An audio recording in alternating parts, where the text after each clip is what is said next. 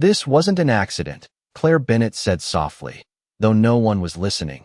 Not in a room like this where deals were measured in millions and attention belonged only to those who owned the table, not the ones serving it. And yet her eyes didn't move from the single champagne glass resting near the edge of table 12, untouched, unchilled, wrong.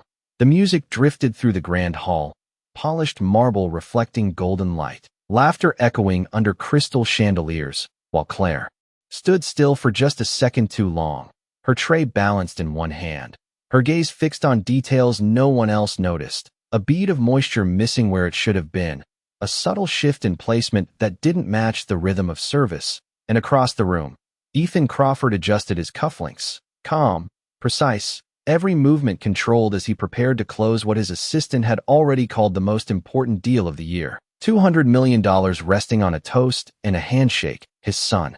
Noah seated nearby, swinging his legs slightly under the table, small, unaware, safe. Or at least that's what everyone assumed. Claire moved again, but slower now, quieter, her mind tracing patterns, remembering things she never tried to remember, the kind of details people only notice when they've learned the cost of missing them. And just 10 feet away, a man she didn't recognize stood too still, his posture wrong for a guest, his eyes not on the stage but on the room itself, scanning, calculating. And then there was the glove, thin, almost invisible, the kind kitchen staff wore, but this man wasn't staff, not by the way he held himself, not by the way he avoided eye contact. And Claire felt it then, not fear, not panic, just certainty settling into place like the final piece of something she didn't want to understand. She stepped forward, her voice barely above a whisper as she reached the edge of Ethan's table. "Sir, you might want to wait." But Ethan didn't look at her. Not really, just a brief glance, the kind reserved for interruptions that didn't matter, his attention already returning to the investors, to the timing, to the script he had rehearsed down to the second. And around them, the room leaned into anticipation, glasses lifted, cameras ready, the moment about to begin. And Claire realized something else, something worse. This wasn't just about one glass. It was about timing, positioning, distraction, everything aligning too perfectly. And still no one saw it. No one but her. The waitress no one remembered, standing in the background, holding a tray, watching a room full of powerful people walk confidently towards something they didn't even know was there. Claire did not step back when Ethan dismissed her. She stayed just long enough to watch his hand reach for the glass, just long enough to confirm what her instincts were already telling her, that everything in this room was moving too smoothly, too perfectly, like a performance that had been rehearsed by someone who understood not just the plan, but the people inside it. She turned away before anyone could question her presence, her pace steady but her thoughts accelerating, replaying every detail she had seen in the last 3 minutes. The unfamiliar server who never once checked his section, the slight delay between trays leaving the bar and reaching the floor, the way that single glass had been placed slightly ahead of the others as if it needed to be found first, not served naturally.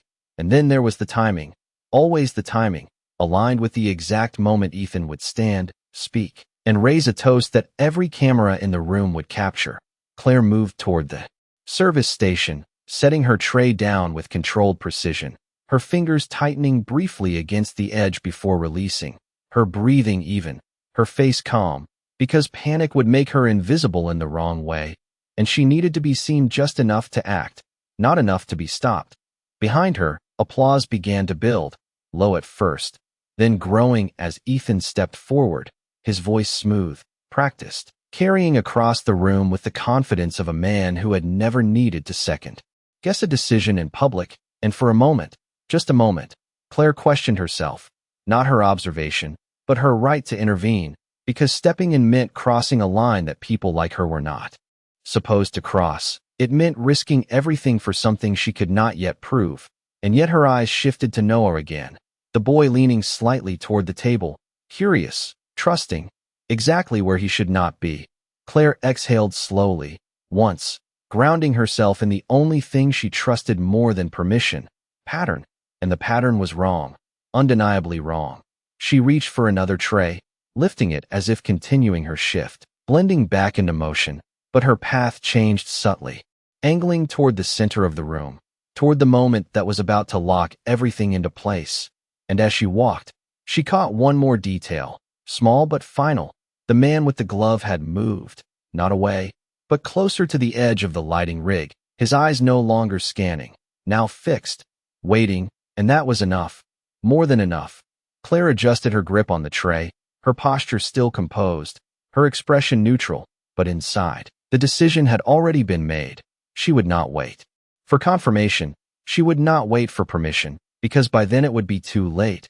And as Ethan lifted his glass, the room holding its breath in anticipation, Claire stepped forward into a space she was never meant to occupy. Not loudly, not dramatically, just precisely.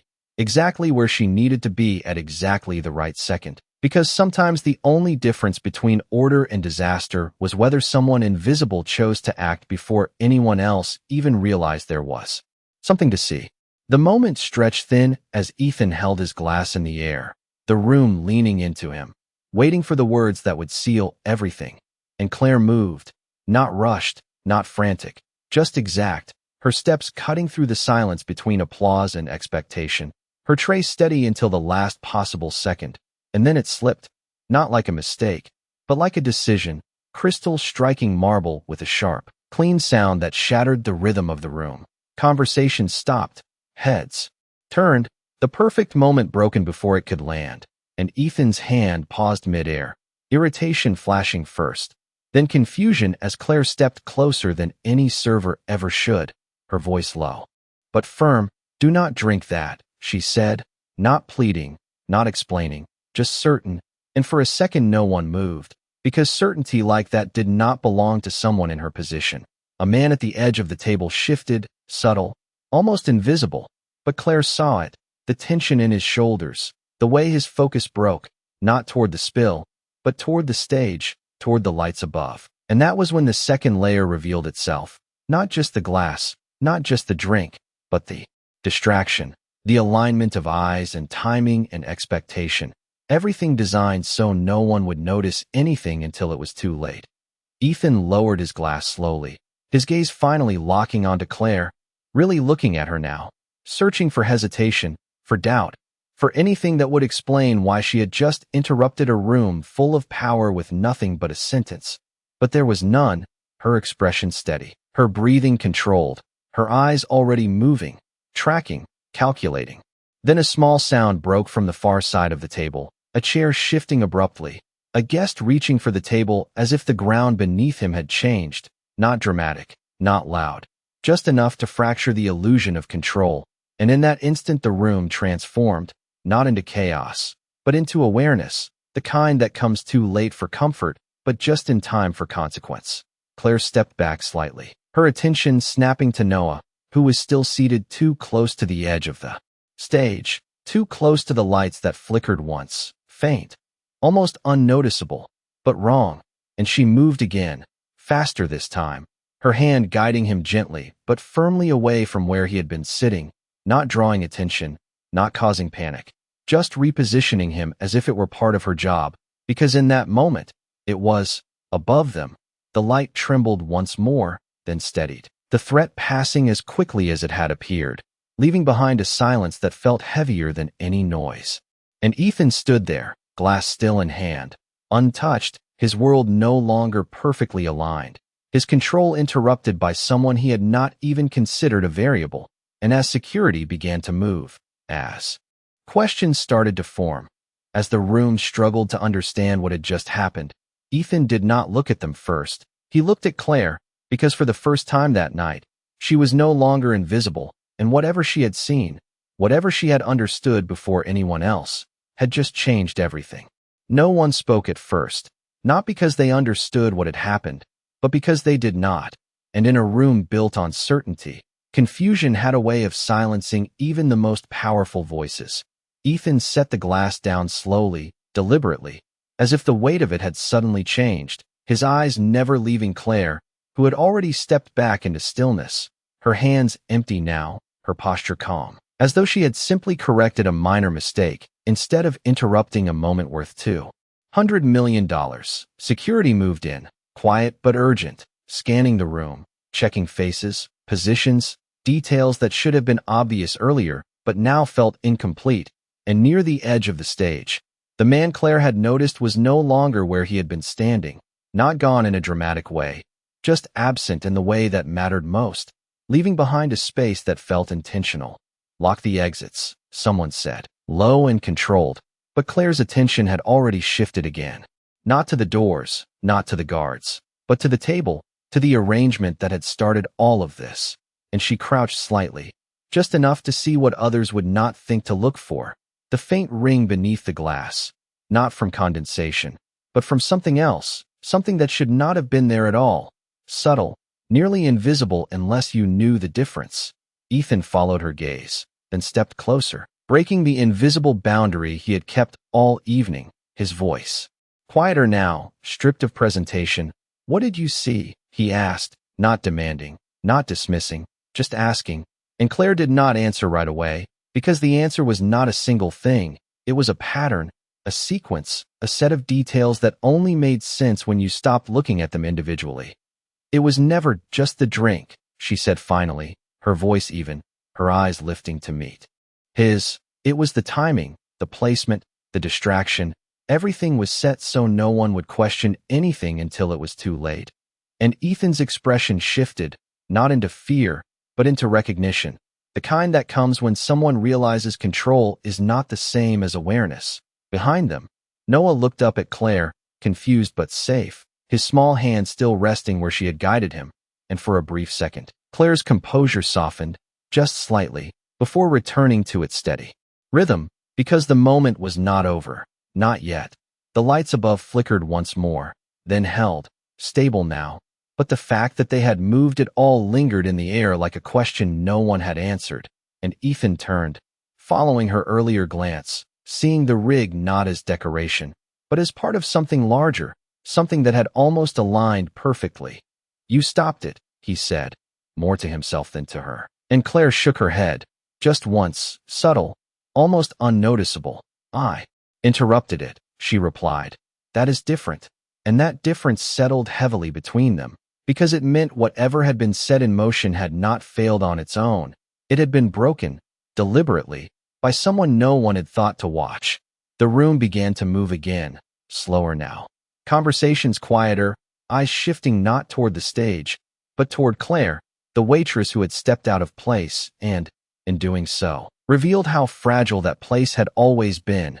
And as Ethan stood there, no longer the center of the room, but no longer unaware of it either, he understood something he had never needed to before. That power could control a moment, but it could not always see it coming. And the only person who had seen this one had been the one everyone else had learned to ignore. The room did not return to what it had been. It could not, because once something invisible is seen, it cannot be unseen, and the shift was subtle but undeniable. Conversations resumed but softer, movements continued but more aware, as if every person in the room had suddenly remembered that control was never as complete as it felt. Ethan remained where he was, not rushing to reclaim the moment, not trying to force the night back onto its original path, because something in him understood that doing so would miss the point entirely. And instead he watched Claire as she stood near the service station again, not hiding, not seeking attention, simply existing in the same quiet way she had before, as if nothing about her role had changed even though everything around her had. Security approached him with updates, low voices, careful language. But Ethan raised a hand slightly, not to dismiss them, but to pause them, because the answers he needed were not coming from reports or procedures. They were standing 20 feet away holding an empty tray. He walked toward her, each step measured, not out of hesitation, but out of recognition that this was not a conversation he could approach the way he approached everything else. And when he stopped in front of her, there was no audience now, no presentation, just two people standing in a space that had briefly revealed its truth. "How did you know?" he asked again, but this time the question carried something different, not authority, not expectation, but genuine curiosity. And Claire looked at him for a moment, not evaluating him, not judging, just deciding how much to say. "I did not know," she replied, her voice calm, steady. "I noticed." And that distinction hung between them, simple but profound. Because noticing required something data could not always provide. Attention without assumption, observation without hierarchy. Ethan glanced back at the table, at the glass now untouched, at the space where everything had almost aligned, and then back at her. Most people would not have acted, he said, not as a compliment, but as a fact. And Claire gave a small nod, not in agreement, but in acknowledgement. Most people are not allowed to, she answered.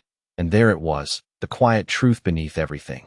That sometimes the difference was not ability, but permission. Behind them, Noah watched, his eyes moving between his father and the waitress who had moved him without asking, without explanation. And for the first time, Ethan followed that perspective, seeing the moment not as a disruption of a deal, but as a redirection of something far more important, something he had nearly overlooked entirely. You moved him before anything happened, Ethan said, softer now, and Claire's gaze flickered briefly toward Noah before returning. He was in the wrong place, she replied, as if that alone explained everything. And perhaps it did. Ethan exhaled slowly, the weight of the evening settling differently now, not as loss, but as clarity. And he realized something he had not planned for, not calculated, not anticipated, that the person who had understood the room best had been the one with no stake in controlling it. Around them, the staff began to reset, clearing glass, adjusting tables, restoring order in small, deliberate ways, and Claire reached for a fresh tray, her movements returning to the rhythm of her job, not because nothing had changed, but because she did not need it to. And as Ethan watched her step back into that role, he understood that whatever had just been revealed was not a performance, not a moment she would repeat for recognition. It was simply who she was, and that made it something far more rare than anything he had built his world around. The night did not end. It shifted, reshaped itself around what had been interrupted, and slowly the structure returned, not identical, but adjusted, as if the room itself had learned something it could not quite explain. The lights steadied. The music resumed at a lower volume.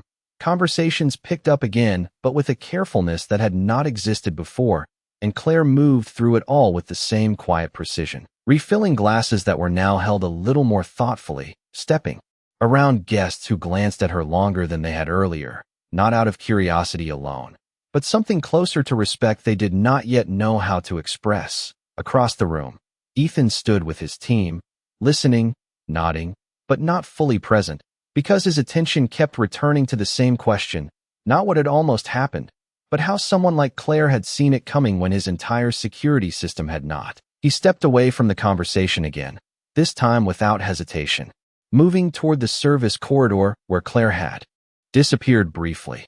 And when he found her, she was exactly where she had always been, near the edge of everything, adjusting a stack of polished glasses, aligning them with a level of care that mirrored the way she had read the room.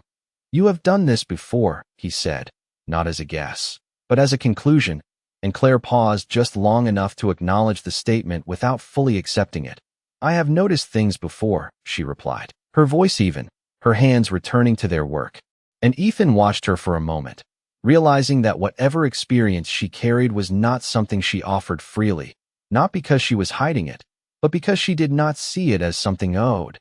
That was not luck, he continued, quieter now. You understood something the rest of us missed.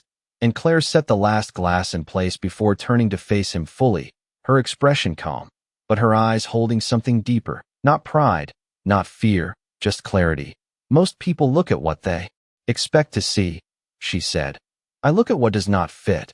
And the simplicity of it made it feel almost obvious, except it was not. Because it required a kind of attention that could not be rushed, could not be delegated, could not be replaced by systems designed to confirm rather than question. Ethan nodded slowly, absorbing the difference, and for the first time, he did not try to immediately translate it into something measurable, something actionable, because he understood that doing so would reduce it into something it was not. Behind him, Noah's voice echoed faintly from the main room, calling for him. And Ethan glanced back briefly before returning his attention to Claire. You moved him before anything happened, he said again, as if repeating it might help him understand it better, and Claire's gaze softened just slightly. He was where the pattern ended, she replied, and that was all, no elaboration, no dramatics, just a statement that carried more weight than explanation ever could. Ethan exhaled, slower this time, the realization settling deeper, that the moment he had almost lost was not the deal, not the presentation, but something far more personal, something he had assumed was protected simply because he believed it was, and now he stood in front of the person who had seen beyond that assumption without ever needing to be asked. "Claire," he said, using her name for the first time with intention, not as identification, but as recognition, and she met his gaze without reaction, as steady as before, and in that quiet exchange, something shifted again, not in the room, but between them, because for the first time, Ethan was not speaking to a role, he was speaking to a person, and he was beginning to understand that everything he thought he controlled had depended, in that moment, on someone he had never thought to see. The corridor felt quieter than the room it connected to, as if the noise of the night had chosen not to follow them, and for a moment, neither of them spoke, not because there was nothing to say, but because what had already been said carried more weight than anything else could add.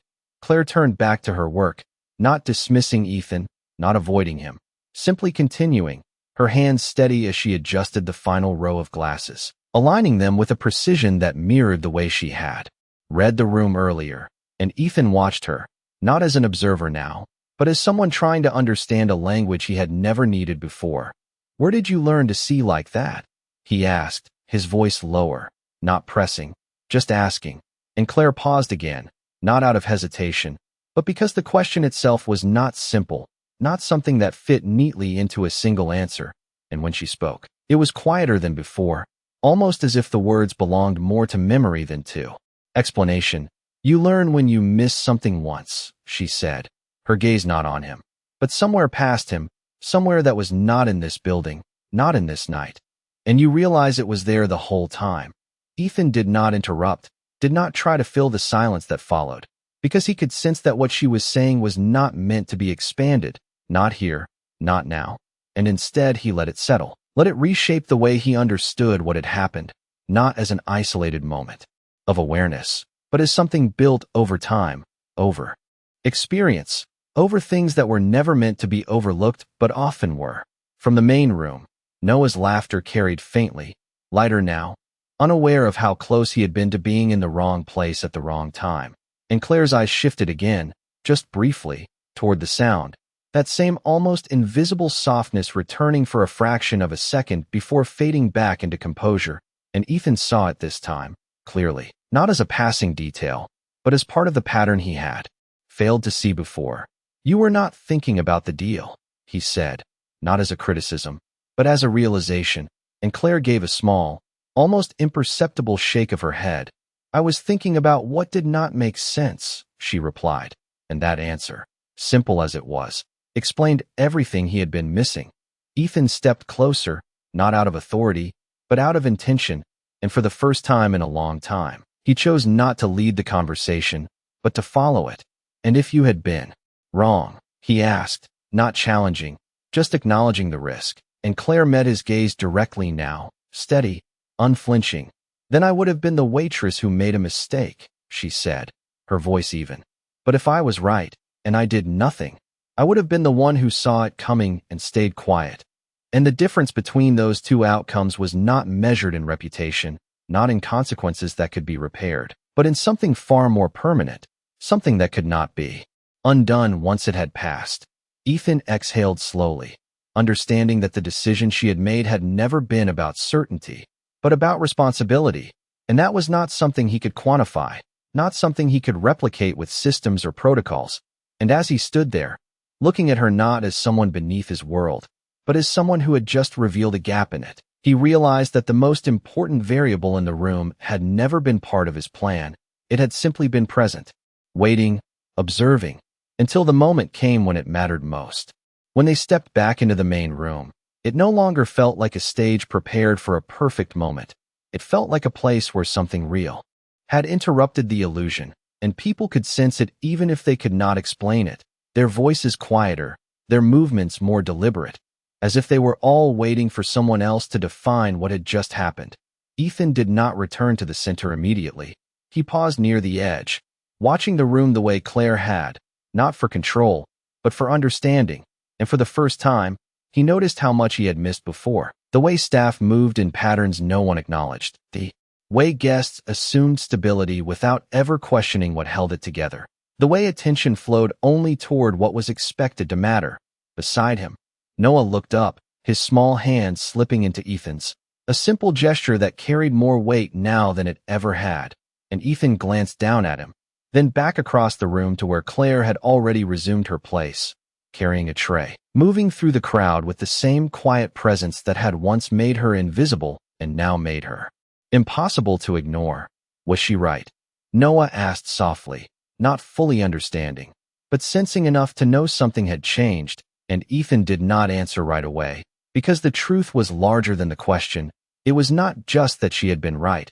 It was that she had seen something no one else had even thought to look for, and that difference had shifted everything. She noticed something important, Ethan said finally, choosing his words carefully, and Noah nodded, accepting that answer in the way children accept what they cannot yet fully grasp. And then his attention drifted back to the room, to the lights, to the music that had resumed but no longer carried the same certainty.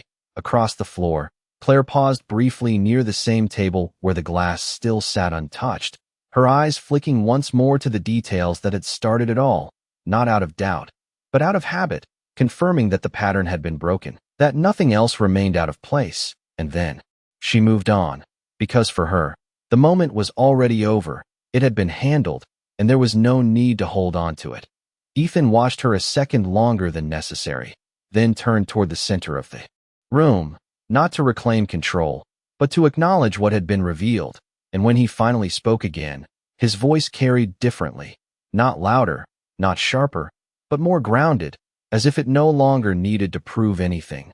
"We will take a short pause," he said, addressing the room with a calm that came not from authority, but from clarity, and no one questioned it, because whatever had happened had already earned that pause. As people stepped back, as conversations reset, as the night found a new rhythm, Ethan understood something he had not planned to learn, that the strength of a room was not measured by how flawlessly it moved, but by whether someone inside it could recognize when it was about to move in the wrong direction.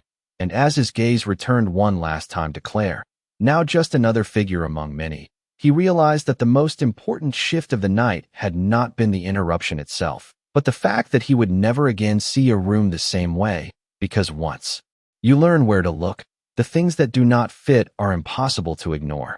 The night did not return to what it was meant to be, and no one tried to force it back, because something quieter had taken its place, something more real. And as the final guests began to leave, their voices softer, their steps slower, the room seemed to exhale, releasing the tension it had carried without knowing it. Claire moved through the last of her tables, collecting glasses, adjusting chairs, restoring order not as a reversal, but as a continuation, because to her, the night had not broken. It had simply revealed itself, and now it was ending the way all nights did, one small action at a time. Across the room, Ethan stood near the exit, speaking briefly with his team, but his attention drifted again, not out of distraction, but out of recognition, and when his conversation ended, he walked toward her once more, not with urgency, not with authority, just with intention. And when he stopped a few feet away, he did not interrupt her immediately.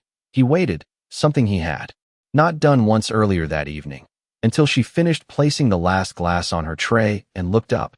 "You are leaving," he said, not as a question, but as an observation, and Claire nodded slightly, her expression unchanged.